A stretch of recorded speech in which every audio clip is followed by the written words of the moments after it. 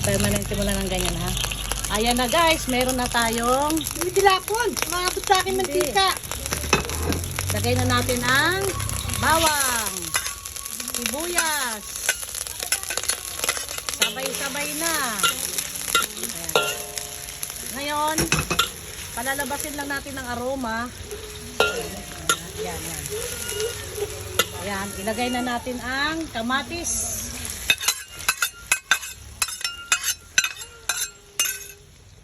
Ayan.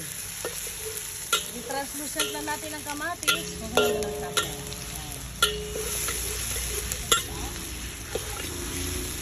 Maya-maya, ilagay natin ang karne. O, giniling.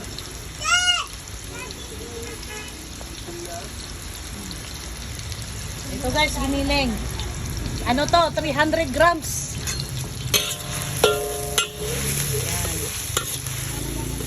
Ayan.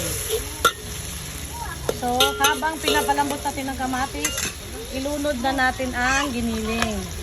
Para masangkot siya na ang giniling. Kuya! Nagpa-vlog ako, kuya!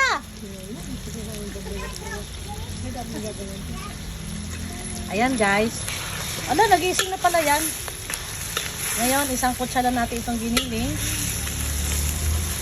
Takpan natin to guys, balikan natin. I-check natin kung durog na ang kamatis at golden brown na ang giniling. Mamaya na natin ito lagyan ng mga pampasarap. Asin, paminta, mamaya na. Hayaan muna natin masangkot siya. Okay? So, takpan natin guys. Balikan natin within 5 minutes.